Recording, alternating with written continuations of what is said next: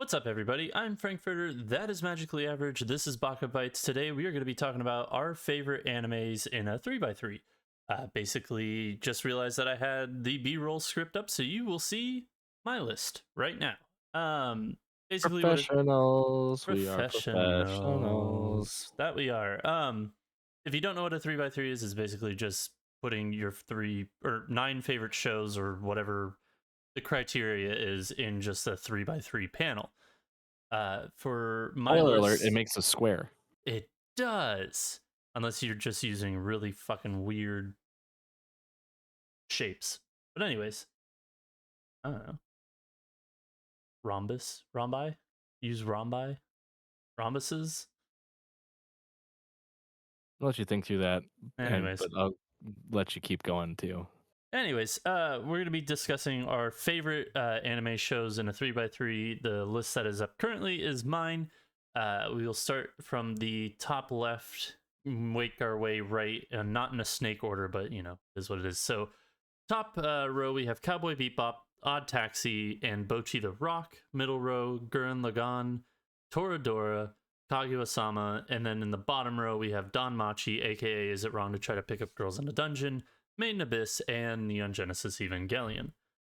I think overall, this is like a pretty tame list. This is pretty vanilla as lists kind of go.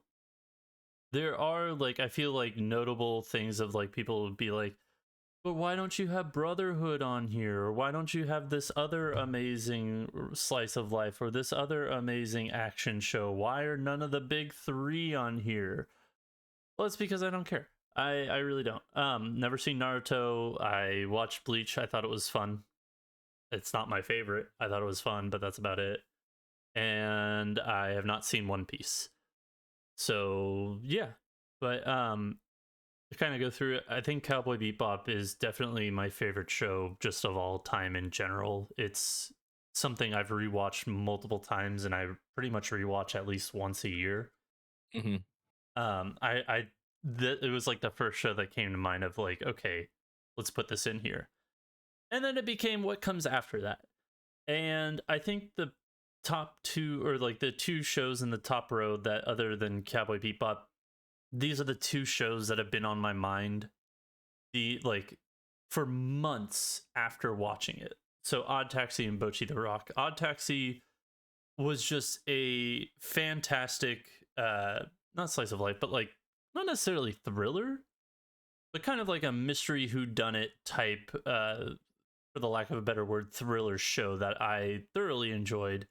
And a lot of people did, and it was up for Anime of the Year, but it lost to, I think, fucking Attack on Titan Season 4, Part 1, if I'm not mistaken. Yeah. One of the parts, who knows? But Odd Taxi was just a great show overall. The plot was phenomenal. Everything was a Chekhov's gun, and the pacing was great. I really thoroughly enjoyed it. And then top right, Bocchi the Rock. You and I have discussed it at length. It's so good. Whether it be the music, whether it be the characters and just their personalities, there's something in that show that everybody can cling on to and relate to in that show. Yes? Oh, you said Klingon, and so I was. Oh, I'm just doing the live long and prosper. Yeah. Yep. But yeah, I listened still to the music from that show, like the soundtrack from the show, because the music in general is just so good. I don't know. Do you have any? Perks of it being a music anime. It is. It's like it. If you are a music anime and your music is just forgettable, then you're not truly a great music anime. But Bocchi the Rock's music was really fucking good. Even though I may not understand the words, I could still appreciate the artistry that goes into it, like the instruments and everything else that goes into it, and I thought it was great. But top row, any comments, thoughts, etc.?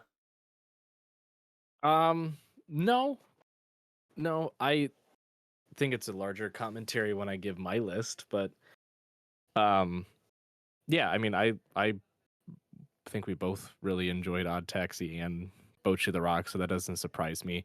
I guess to what you were saying before, what surprises me the most is that there are, looking at your list, a lot of, probably like, we'll say half newer shows than, older completed shows. Because some of these we don't know if they've, complete, like, have totally finished yet or not. Yeah. So that's my only comment. But no, I mean, Odd Taxi was wonderful. It was one of the few like mystery um thrillers that caught my attention, just from the world and the way, the pacing, the characters, the huge twists at like basically every episode. Um so yeah, I thought it got snubbed. And then Bocchi the Rock was next to K-On, like one of the best music Which slice of life. I still need to watch K-On! It's been on the backlist, the backlog for forever. I just have yet to watch it. Yeah. Everyone's just like, there's nothing better than K-On! And I'm like, Trust me, there's always going to be something better than whatever anime that you like, based on whoever else's feelings and thoughts on it. Yeah, just Just it's like all how, opinionated. our 3x3s are probably going to make some people go, yeah, I agree. And some people go, you guys are fucking stupid. So we don't care. That's the beauty of having an opinion, and, your own personal interests and preferences. So, no, I think the top ones, I do will say though, I like seeing Cowboy Bebop next to Odd Taxi and Bocchi. Yeah. It is kind of funny and polarizing of Like just contrast having it, yeah, two brand new shows essentially next to something that is like classic and revered, like highly revered. yeah. Like Um at this point, like what, 22 years old? 2001 it finished airing, so yeah, about 22 years Yeah, old. 22 years. Yeah, But to put into perspective, you said it shows that might not be done. The source material for all of these, only 3 of them are still ongoing, being Made in Abyss, Danmachi, and Bocchi the Rock. right. Yeah, yeah, Everything else has a source material that has been finished. So Gurren Lagann, which was an original, Toradora, which is finished, Kaguya-sama, which is finished, and Neon Genesis Evangelion, which is also finished. But for yeah. the middle row, we have Gurren Lagann, Toradora, and good old Kaguya-sama. I think with season 3 of Kaguya-sama, that's what put it up and over that bar of just making a show that was good and funny to something that was just great. That Mm-hmm. was phenomenally great. Mm-hmm. And I think because like it was a bunch of running gags with a little bit of plot, and then season 3 came out, and it's like, okay, let's kick the plot into overdrive. Let's get this ball rolling. Let's go there. And Yeah, I think that the way it was laid out, the way it was done, everything about it was done correctly, and I thoroughly enjoy it to the point where I went out and read the remaining of the source material when it was completed. So the ending of season 3 and the movie, I guess even 2, um, is just really good and kind of put it in that upper echelon for me. Toradora was one of the first slice of life slash romance animes that I've seen or that I watched personally. And I mm-hmm. still think that it holds up to this day. Like the highs are high and the lows are lows. Like the emotional beats in that show still hit really home to me, and they really are good. They don't feel cheap, and then the laughs are still there for me. Like the jokes aren't stale after all this time. Yeah, So I thoroughly enjoy Toradora. It's something that I also watch at least once a year. And then Gurren Lagann is a show that I rewatch maybe once every 2 years or so. It's just ridiculous. It's fun. It's over the top. It's basically a Studio Trigger show without being studio, like before Studio Trigger was a thing. Like it was comprised of all the Studio Trigger people at a different studio, and then they broke off to make Studio Trigger. yeah, yeah, So, yeah. and it's, if you haven't seen Gurren Lagann, the first time I tried watching it, I dropped it after like 2 episodes. I was like, this is just kind of kind of weird and boring and dull. And then after like episode 3, it really kicks it into overdrive and really gets the ball rolling. And once it starts, it really doesn't stop until the end. And it does have like, Studio Trigger is really known for kind of jumping sharks at the end of the series. And this is kind of no different from that, in which something fucking weird and magical happens at the very end, and it's just like, you know what? Yeah, This anime, is signature. anime fairy magic. Yeah, this is signature Studio Trigger. This is fucking bizarre, but I love every fucking moment of it. If you watch the movie Promare and haven't seen Gurren Lagann, you'll absolutely love it. But that's my middle row. Other than Kaguya-sama, have you seen Gurren Lagann or Toradora? Nope, most of the rest of them I haven't seen. There's only two. So I've seen Kaguya and I've seen Danmachi, but I haven't seen the rest of yours. So Gurren, Toradora, Made in Abyss, or Neon Genesis. Okay, so from the middle and bottom row, you just only seen 2 of the 6. Yep. Fair enough. I think Gurren Lagann would be a hard sell to new anime people unless it's like somebody with high energy and is just like likes that kind of ridiculousness, because it is very much so that. But I think like for new anime fans, Toradora is an easy sell. There's some weird things in it, but it's really easy to overlook. It's pretty vanilla, but it's very good. It's a good vanilla that everybody enjoys, I feel like. It may not be the best, it may not be revolutionary, but for the time it was really good. And I still thoroughly enjoy it. But bottom row, we got Danmachi, aka Is It Wrong to Try to Pick Up Girls in a Dungeon, Made in Abyss, and Neon Genesis Evangelion. NGE is something that I watched early on in my anime viewing time. I don't know, whenever I started watching anime a lot. And it was something that I didn't quite understand, still don't quite understand the ending because it's fucking weird, but everything before that is fucking amazing. It's awesome. It's fun. It's a little weird at times. I'm not gonna lie. It is kind of a hard sell sometimes with the shit that Shinji does, and the shit that he goes through. But it's a great series overall. Like I really thoroughly enjoy it, and the mecha aspect of it is fantastic. I think that it's really hard to beat the mecha action in that show compared to others. I mean, Gundam is good and all, but you know, this is just pure raw fucking, it's so good. It's, yeah. Anyways, everybody knows NGE. If they don't, they know, if they haven't watched it, they know a decent chunk about it. So it is what it is. But Made in Abyss, I feel like, is one of those shows that is weird to put on here. By no means is it a show that I will ever recommend to somebody, even though I would love for more people to watch it, because it is super brutal. It is a very hard show to stomach at times, because it revolves around children and children getting hurt in not a funny way, in a very bad, negative way. Because the world they live in is brutal, but it's such a fucking good show. The storytelling in it is great. The world building in it is amazing. The music is phenomenal. And the characters are just well written characters. I think everything about the show and the characters' motivations, everything about the show is stellar. It just so happens to also be brutal and be about children. By no means is it a children's show, but I thoroughly enjoy it. It's a show that not a lot of people have seen or have continued watching after season 1, I feel like. But it is definitely a show that I feel like deserves more recognition than it actually gets. Yeah, who doesn't like seeing kids get mutilated? I mean, I personally bleeding from the eyes and all that. Yeah. Yeah. But yeah, that would be Made in Abyss. But then Danmachi, I feel like this one, out of everything on this list, really does need an explanation as to why the fuck this is one of my favorite shows. No, yeah, but well, all right, do your spiel, I guess. Everybody would, if they think of Is It Wrong to Try to Pick Up in a Dungeon, they're like, oh, it's just another harem show. It's whatever. It's fine. There's a lot of fan service, etc. Yeah, it is a harem show. Yeah, there is fan service, but I think once you get past a certain point in season 1, that fan service goes down a hell of a lot.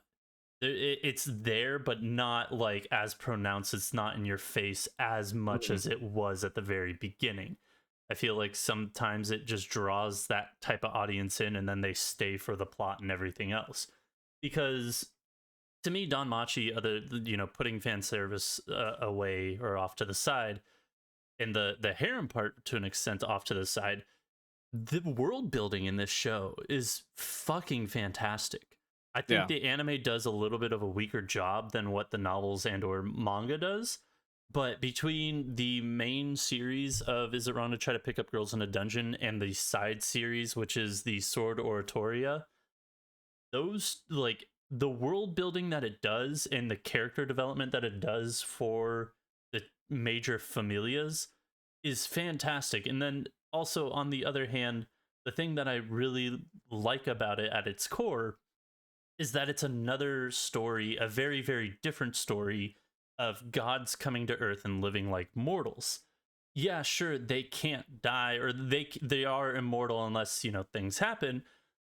Like, they live for centuries and they go through different children and everything else, but it's also like, it's not just one set religion. It's not like, oh, it's God, it's Buddha, or, you know, it's different gods from different mythologies. It's like North, Greek, etc. There's so many different mythology gods in this show that are just mishmashed into one world, that I think that that aspect of it is really cool, that you can have these different, you know, mythological gods live simultaneously in the same world and how they interact with each other. So to Yeah. me, that aspect of it as well is something that I really enjoy. But I really do enjoy the anime. I do think the source material is a bit better at explaining a little bit more of the world and the characters and their feelings, etc. But overall, it's a really good show, and it, like, the animation to boot, is pretty damn good too. There are Yeah. times where it isn't the cleanest, it isn't the prettiest, and the fight scenes are just kind of generic, but there are some fight scenes in this that just get your blood fucking pumping, and it is awesome. And the music that coincides with those fight scenes are fucking fantastic as well. So to me, it's such a fun show for me to watch that I had to include it in my list. Yeah. No, I mean, I understand your point about how people might be like, Don Machi, weird one. But yeah, to everything you said, in terms of an isekai, or not even isekai, excuse me, in terms of an adventure style game, like, God, my brain is just so slow right now That's and all good, lagging buddy. behind everything I want to say. In terms of an adventure style anime, the world building is great for it. I wouldn't say it's the best by any means. And this is coming from someone who's only currently watched the anime. I have most of the manga for both the main storyline and the spin-off storyline as well. But the world building is great. The character development is there. It's nothing superb. I think the biggest aspect is what you pointed out is the characters themselves, because you have these interactions between different deities and how factions are created and the role that each faction and familia has within the city. You also have the mysteries of the dungeon that kind of tie into the world building aspect, but then there's some deeper layer that has a relationship with the deities. Like, there's so much that goes into like every little bit of it that, if you focus on each one like with a microscope, it doesn't seem that interesting or intriguing. But if you look at, the entirety of the picture, you start to realize like, oh, this has so many different layers. There's so many different aspects that are like all connected with one another, that it is a really, really good show. Because yeah, people probably just looked at it and read the title and were like, oh, this is fan service harem 2.0, cool. And yeah, there's definitely that there. There's there's no way around it, especially in the first season. Yeah. But once you start to get into more of the story, you start to develop more of like the dungeon, the creatures inside, and that aspect. It starts to very much branch away from this, you know, jiggly, oh my gosh, look at me, to this is fucking intense and real, and I don't even care about the women anymore. Just show me the big burly men doing manly men things. Give me another Minotaur fight. Yeah, that too. Yeah. But that's my 3 by 3. There are some like honorable mentions I feel like that I could have put on here that I didn't. Season 1 of shit, Promise Neverland. Mm-hmm. That one is a huge one for me. I think season 1 is one of the best seasons of anime to exist. But season 2 just completely fucking ruined everything. Another one that I know that I should have put on there, but I didn't because I was like, you know what? I only watch it every so often. Or on High School Host Club.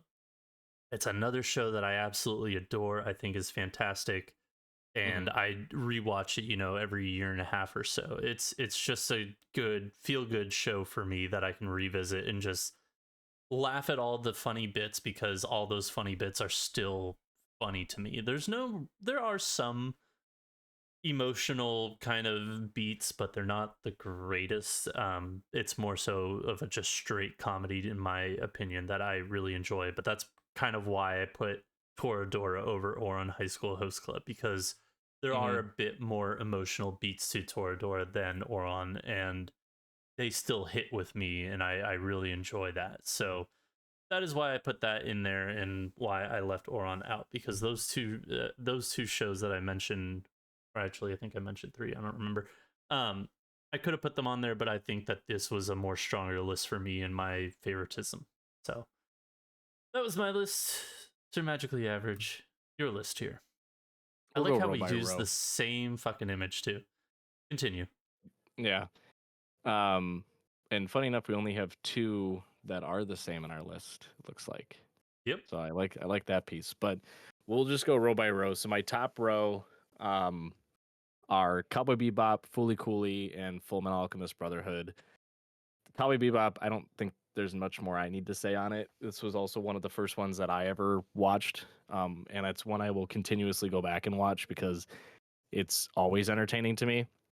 It is there are only a select, like a handful of anime that are able to transcend the years and still carry with it like the same feeling across, from year to year to year. Because like when you mentioned around High School Host Club, I was thinking that is interesting. You didn't put that in your 3x3, but there are some pieces to it that are not as tasteful nowadays as they were maybe when they came out.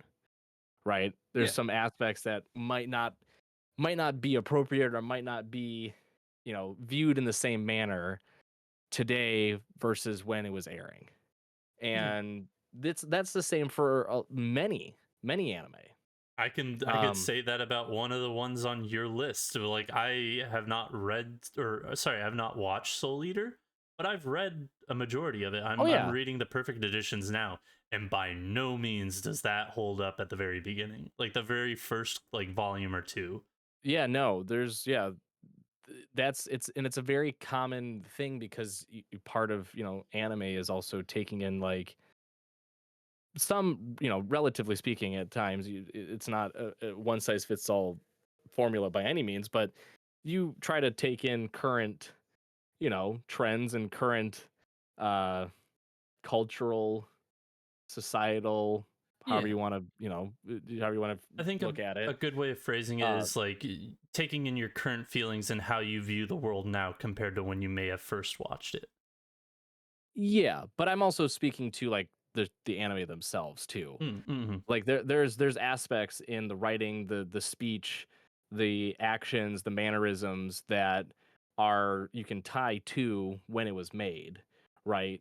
And that might not be something that comes forward when you watch it 5, 10, 15, 20 years later. Yeah, It might feel kind of weird, um in that, you're not watching it in that time period. But Cowboy Bebop does not have that issue. Cowboy Bebop is, again, personal opinion, but I believe one of the best made anime ever to have been created.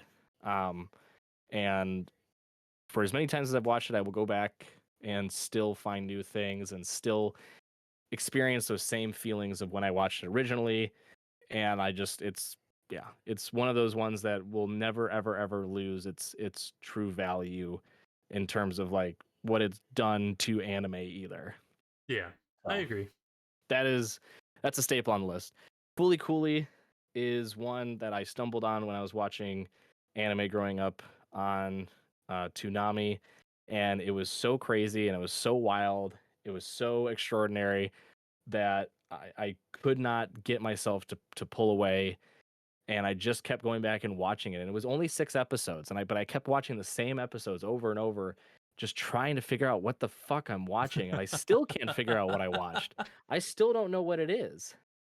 It like even the anime is like they say Fooly Cooly, and he's like, "What's Fooly Cooly?" And the dad tries to explain it. It's like a feeling. It's like a I don't. It's just kind of there, Fooly Cooly.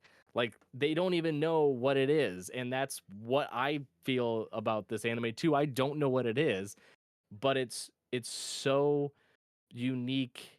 The art style is incredible. The music is great.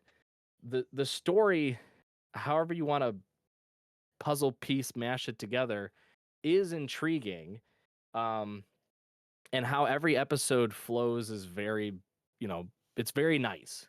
There's not any real period in which I kind of like was like I kind of want to skip this part, or I can probably fast forward over this next couple minutes. It was like no, every single episode minute I was focused trying to figure out what the hell I'm watching, what are they doing, what's going on, and again, still can't figure it out. All I know is that there's these giant ironing machines with big hands that are gonna flatten, smooth out the earth, and make everyone into smooth brains. And Yeah, then there's a giant red crimson king that wants a guitar that's inside a small boy who gets hit by a Vespa and becomes best friends with a robot that eats him half the time. So there's basically, what I'm saying is Fooly Cooly is a mecha there as is well. a lot of different ways to interpret that show. Because like, yeah, to me, like Yeah, the there's no one right way either. Like correct. everyone's interpretation, everyone's thoughts and perspectives on the anime, no matter what you get from it, you can't ever look at someone and say you're wrong. Yeah, like to me, I Cuz feel like the ironing, the giant irons that you're like, oh, we're gonna smoothen out the world. To me, it's like that's just like to me, mega corporations, and they're gonna squash anything that tries to oppose it. Like that's my interpretation of those giant irons, and like, hey, no, you're not gonna be weird, you're not gonna be different, you're just gonna conform to us and be one of us. Like that's my like. There's so many different ways of interpreting the show, and I've Mhm. read a bunch of theories. I've read a bunch of just read and watched a bunch of different theories and opinions on the show. And I Mhm. think to me that one is like what resonated most with me about that one specific part of the show, because there are so many different parts of the show where you have, yeah, the pirate king who's looking for his treasure, you have the girl chasing the pirate king but also kind of flirting with everybody along the way, and then you have the robot who you think is a mecha riding in a human. He is a mecha because he eats the human, and the human is able to operate inside him. Kind of, sort of, maybe, So but I believe by definition that's a mecha. So same with Attack on Titan is a mecha anime. which is hilarious. It's a flesh mecha. But yeah, no, Still a there's mecha. Fully Cooley. I do agree is a great opinion piece, and it is a bold one to put on here. But at the same time, I can't tell you what your favorite is. Like it's a great show to So talk about. yeah, and I was gonna wrap up the ending of my list by saying it, but I'll continue on and we can talk about it in a bit. But my list it has a very specific purpose behind it. Um, so my last one in the top row is Fullmetal Alchemist Brotherhood, which I kind of want to do a split and also say Fullmetal Alchemist because I watched Fullmetal Alchemist all the way through and I loved it, and then I read Fullmetal Alchemist Brotherhood, all of the manga. I had the full box set. It was great. I loved it. And then I watched Brotherhood and I also loved it. I loved all of it. Full Metal Alchemist was one of the first anime that I read all the way through, because at the time I was reading One Piece and Bleach, and neither of them had finished, obviously. And I was like, okay, well, I'm going to continue reading this. And then I found out about Full Metal Alchemist. I watched it, learned about the story, about how it's not the true story, Brotherhood is. So then I was like, okay, well, I want to read it. So then I read it. And yeah, it's I mean, it's on the top of my anime list for a reason. I don't want to nor need to go into why it's great because it just is. Like it's the world itself is it's so interesting from the very beginning. Like there's so many different aspects to how they were able to build out the world and what transpires within the world, that every single character seems like they have a different perspective on it, which just only adds to the world building piece itself. It's one of the few anime too that's made me cry multiple times too, and still will to this day make me cry. Um, yeah, it's wonderful. Again, it's on the top of many people's lists for a very valid reason, in that it's got action, it's got, your very emotional scenes, it's got your adventure style aspects to it too. It's got incredible characters. There has a sprinkling of humor, which is good because the world can be very bleak at times. Like, it hits almost every box you'd want in what I would classify as being a, traditional action anime. And it's at the top of everyone's list for very valid reasons. Yep. Yep, it is. So, all right, second row, we got JoJo, and that encompasses all JoJo, with an explanation behind that too. Bleach and Soul Eater, as Frank said earlier. So, JoJo's is one that I've watched all the way through, and I'm currently reading all the way through. I'm on part 8, JoJo Leon. I've read through part 7. It is, and probably will be, my favorite part, especially once it gets an anime. This series exemplifies what an anime can do in terms of chaoticness. Like, how the farthest reaches. Like, I know I talked about Fooly Cooly and how it's like crazy and out of this world. JoJo's extends beyond that and pushes the boundaries to just what people will just say, you know what, yeah, that's possible, to an anime. To like it really stretches it very, very, very thin. But the way that Hiroki Araki, I think it's, the author, the way he gets by it is with incredible art, amazing characters, and compelling storytelling. And every single part has that. I know people will argue that parts 1 and 2 are boring, and some people actually prefer 1 and 2 over the others.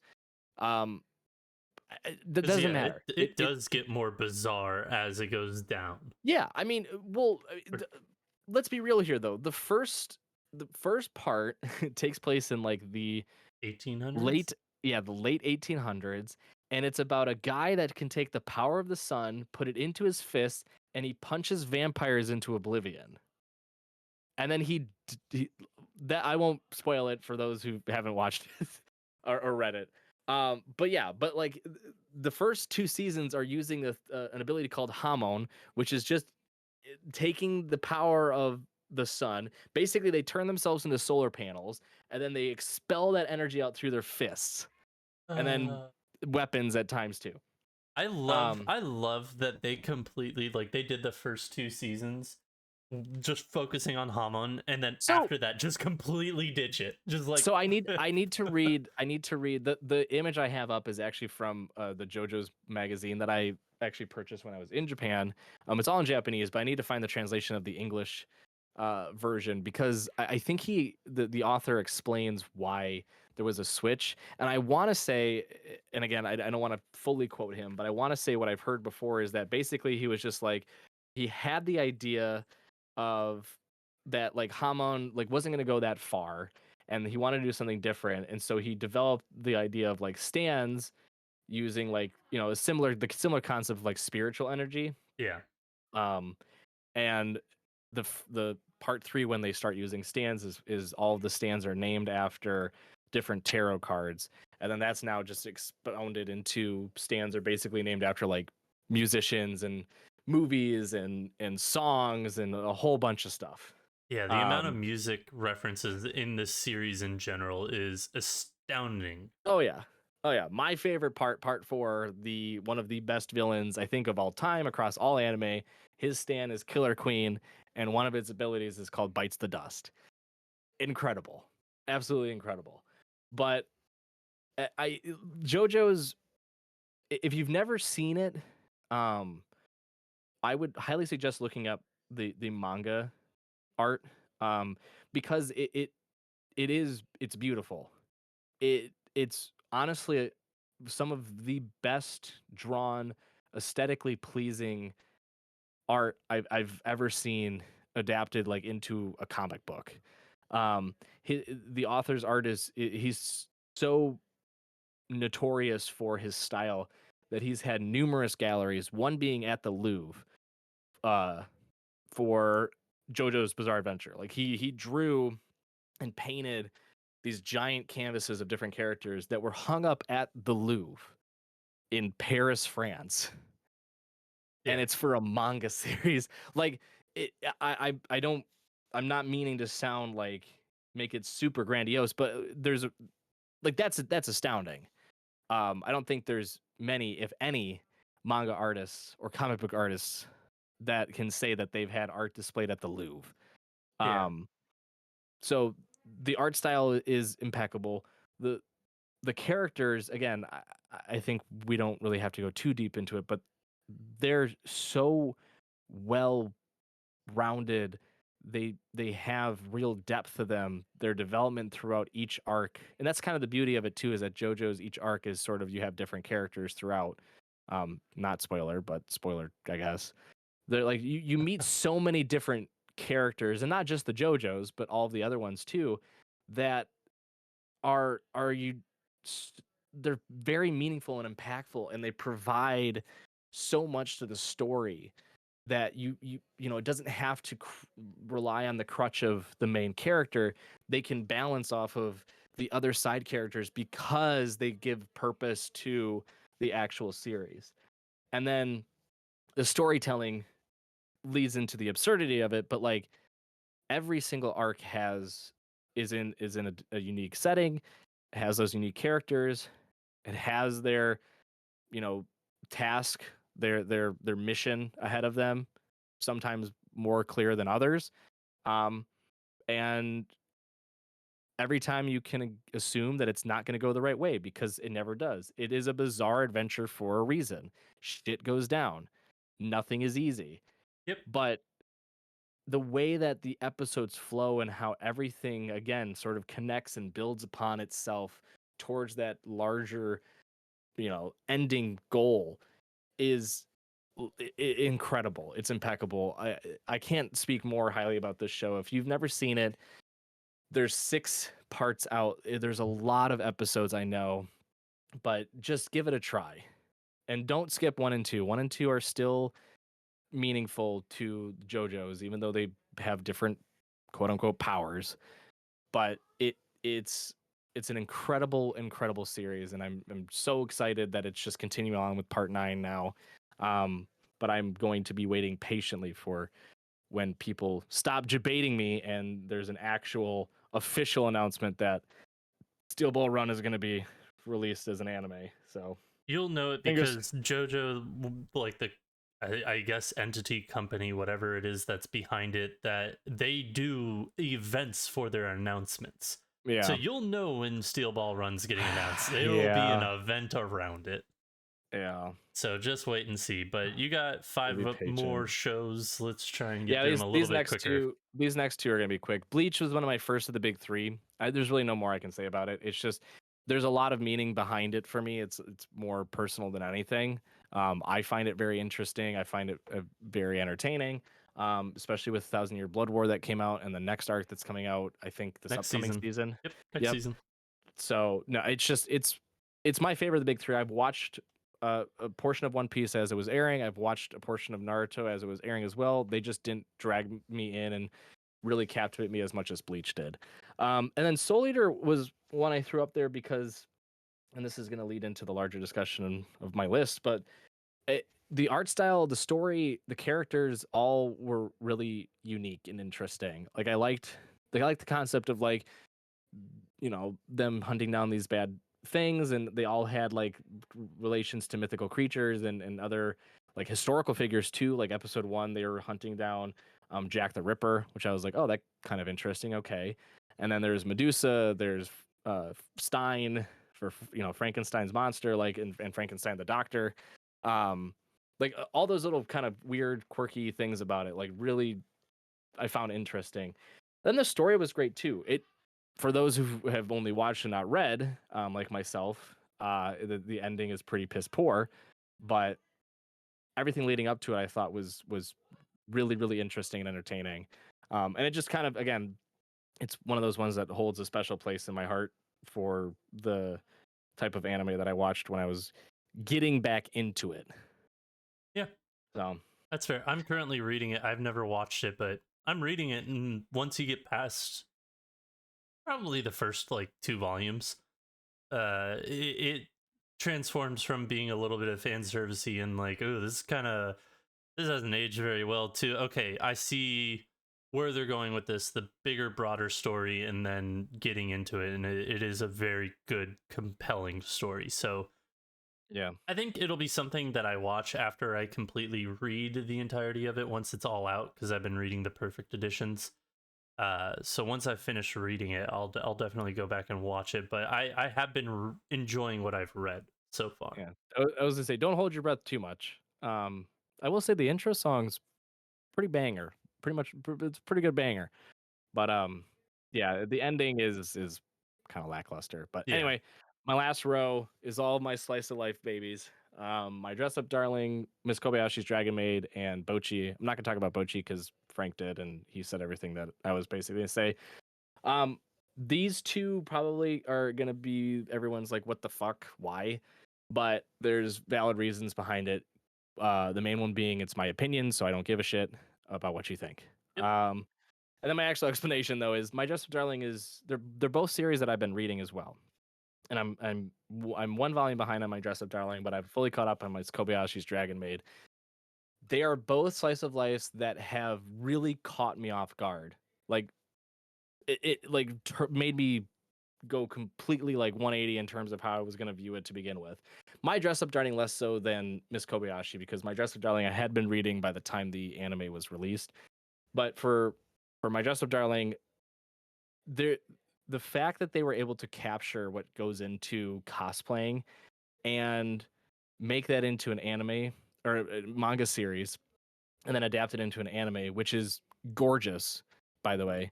It's visually stunning. There's so many different aspects to it that just made me go like actually audibly say wow when I was watching it because I was blown away by how they were able to adapt the manga series in the way that the author would want to into the anime, and they did it perfectly. Was it But done by they PA Works? it was done by Cloverworks, I think. That's right. You're right. Continue. But Sorry. oh, you're good.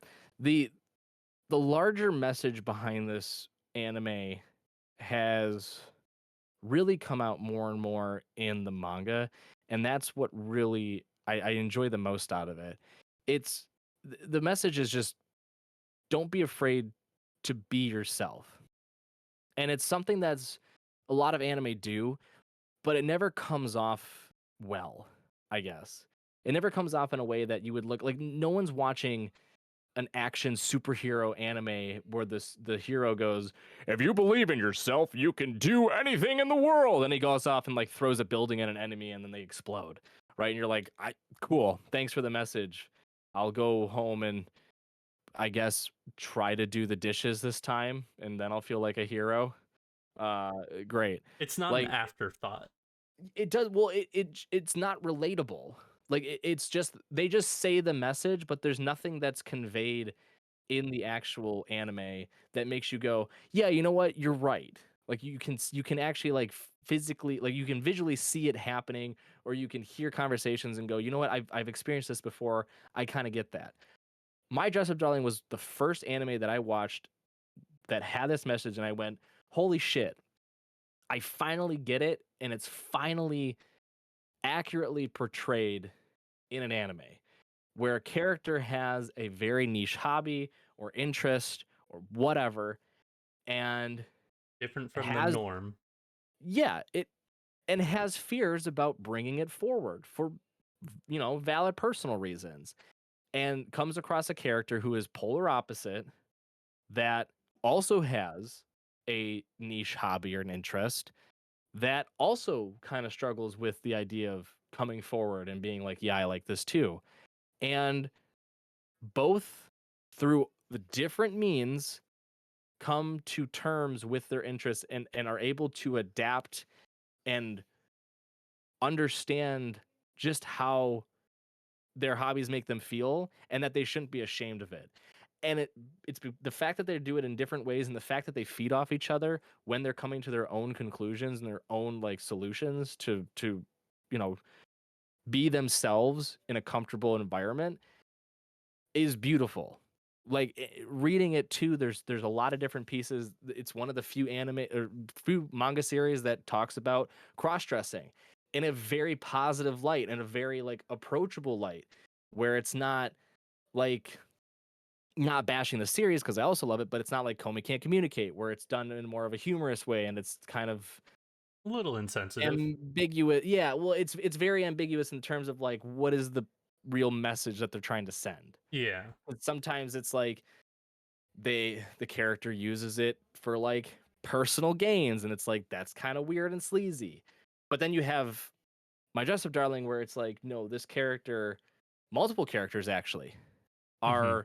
are going through situations in which they're more comfortable cross-dressing, or they're more comfortable being referred to as a man or a woman if they are if they're actually the opposite sex. It's so well rounded, it's so well done. I like there is fan service. I whatever. I don't care at this point, because if you're focused so much on the fan service, you're missing everything else about this anime. Yeah. And it's not finished. It's still going on. There's fingers crossed a second season coming out soon, but the source material is continuing on slowly but surely, and I'm loving every single bit of it. It is one of the best, in my opinion, one of the best slice of lives for a very like specific thing. It's not your standard school romance slice of life. It's a very like niche area, niche hobby, all about cosplay that is wonderful in so many different ways. Um, and then my Miss Kobayashi's Dragon Maid, extremely fan servicey, A wee and bit. people complain about all different aspects of it, and I am tired and sick and tired of hearing people say comments like that, because as I explain all the time, and I can't explain anymore, so I'm not even going to talk about it. But the one thing I will say is this anime caught me off guard because of the animation. This slice of life about a dragon who becomes a maid of a woman that lives in an apartment with another dragon and then has friends with a bunch of other dragons around town somehow, um, has some of the best fight scenes, plural. There's not a one-time event, plural, I've seen in an anime than most action adventure anime. Yeah. It's Like like those it's scenes are far. on par with like the Fate action Yes, scenes. they are on par with Fate. They're on par with like fucking Demon Slayer, which Ufotable does both Fate and Demon Slayer, I believe. Like the animation Yeah. blew my mind. Um, and it's I like the aspect. I like Dragon, like that. They're cool. I like the fact that she's just like, nope, I'm gonna be your maid because you saved me. The reason that this is on my list though is because I've read so far, so much further than where the source material is out, and the author actually has deviated very far from like we're just gonna make this cutesy and fun and just gonna be about them having fun times together in their small town, yay, to like we're gonna get into more serious shit, and it's gonna be more intense, and there's actually likely gonna be um some casualties, maybe. Survive. Yeah, and I like the flip, because you still have the slice of life pieces. You still have the cute pieces to it as well, because you can't just like completely do a 180 and then make this like a dark turn of like Dragon Wars where they're just fighting episode to episode. But what the author's done is he's given the characters so much more depth and meaning beyond just them growing as friends and family with one another. Yeah. Like, small spoiler, but not, it's nothing too crazy. Kana, who is the small white-haired dragon, she gets like her own arc, and then after that, Elma, the one that is like the sea dragon that really likes food, she gets her own arc. and they're wonderful. Like they blew me away in terms of storytelling and further world building too than what they've already done, to the point where I'm like, wow, this is so much more than just like a cute slice of life anime. This is like a fully well-rounded anime Yeah. that's like kind of now transcending just slice of life into like, more into like real world conflicts that everyone has to team together and fight together against. So it's superb in its own way. Again, people are gonna be like, "What the fuck is Miss Kobayashi on there?" And yeah, I know. Okay, this is my larger discussion now, and I'm gonna wrap it up real quick. My list is my list because I really enjoy these things, and they have a meaningful impact on why I enjoy anime. I could have added anime that are 10 out of 10 in my mind, like Mushoku Tensei or Komi Can't Communicate or fucking Steins Gate. no, I haven't watched it. Well, Um, for me. for you maybe, yeah. Yeah. But like I don't have Danmachi, I don't have ReZero, I don't have Overlord, I don't have um I like there's another series I really really loved, A Dead Man Wonderland. I don't have that on there. Like there is a plethora of anime that I've watched that I view to be I probably rank higher. I probably rank higher than Soul Eater and Bleach and Miss Kobayashi and My Dress Up Darling, but I didn't put them on there because they don't have the same impact. Sure, they're great in their own way, and yes, they're probably highly regarded by many other fans in the community, but they didn't bring me the same sort of satisfaction and the same feeling of like, this is why I watch anime that these did to me. Yeah. Like these all have a purpose and a meaning behind why I watch anime. Like again, Mushoku Tensei is, in my opinion, one of the best isekais to ever be created, and it's still going on. Like I've watched Overlord, I've watched ReZero. Konosuba is hilarious in its own way because it's like the spoof comedy version, Yep. right? That just talks about all the different tropes. That's funny. They're all great. They're all. I know Frank disagrees about Overlord, but they're all I do, highly but it's fine. regarded.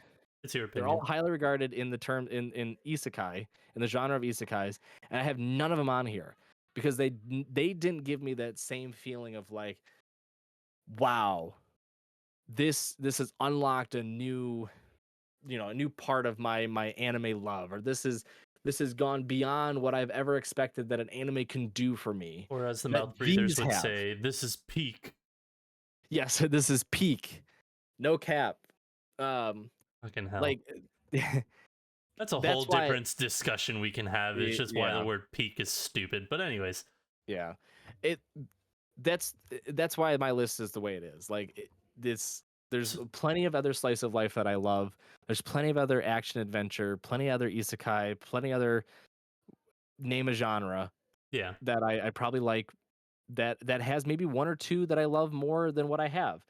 But all of these hold a special place in my heart when it comes to making me feel and view anime in a different light. They've all had a significant impact in some way, shape, or form. And truthfully, like I don't think I'd be watching as much anime now as if I didn't have some of these here, especially Cowboy Bebop, Fooly Cooly, Full Metal Alchemist, Bleach.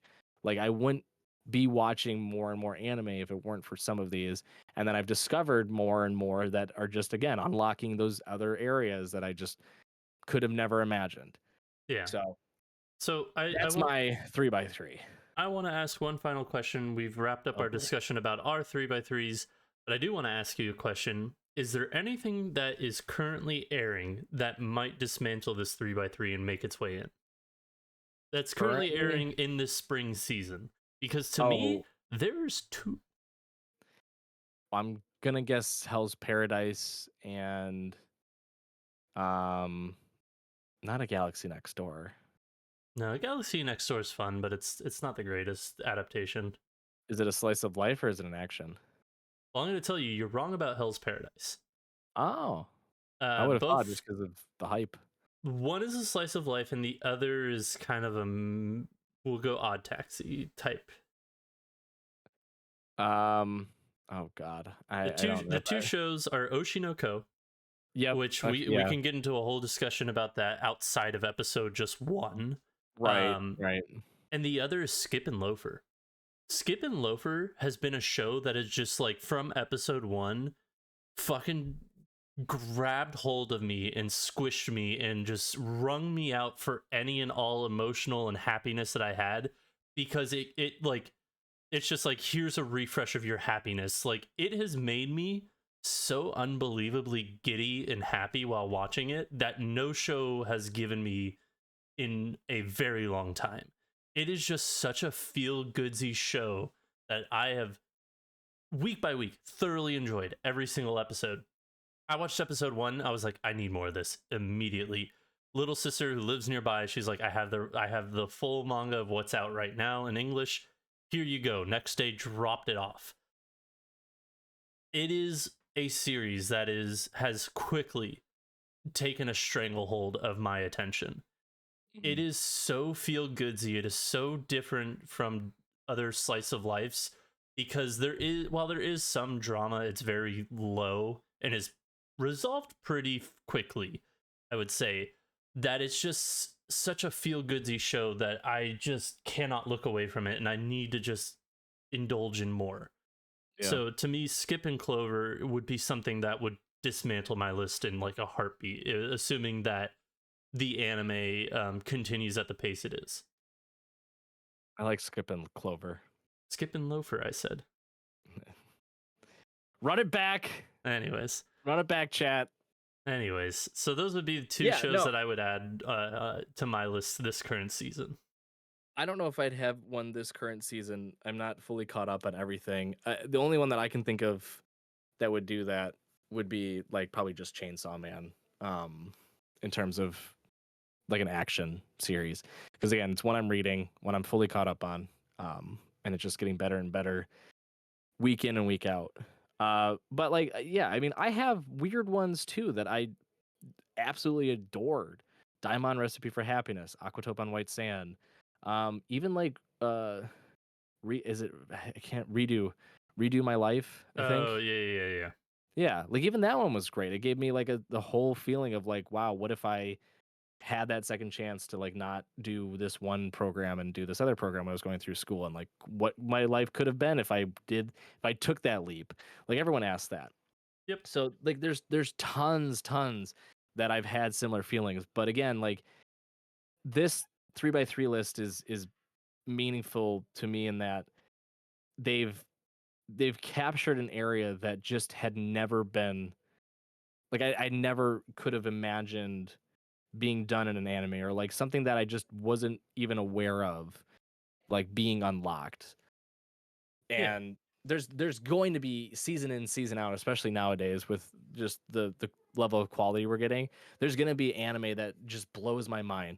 Ranking of Kings is one that probably it was on the precipice of making this list because of just how much emotions went into watching that day, like week in and week out. But again, like, did it do it fully for me? It sure as hell got close. There's one scene that I broke down like a baby, crying and couldn't stop, but it just didn't have that, like the key just barely didn't fit in the lock. It couldn't completely unlatch it. So yeah, it's moral of the story is, folks, there's gonna be a shite ton of anime out there that you're gonna love, but there's only gonna be those few that you truly hold dear to your heart and say, without a doubt, these are the ones that are going to stick with me time in and time out, that have made a meaningful impact on my love for anime and will forever be treasured for what they've done to my, my anime viewership. Yep. Well, thank you all for watching with us. Tell us in the comments what your 3x3 and would listening be. With us. Yes, to and us, listening. by us. Watching, listening, doing the things with us, talking to us. Please let us know what your 3x3s are. We would love to hear it, and any explanation between why you think that those should be on your list, etc. There are no wrong answers unless it's Tomodachi Game.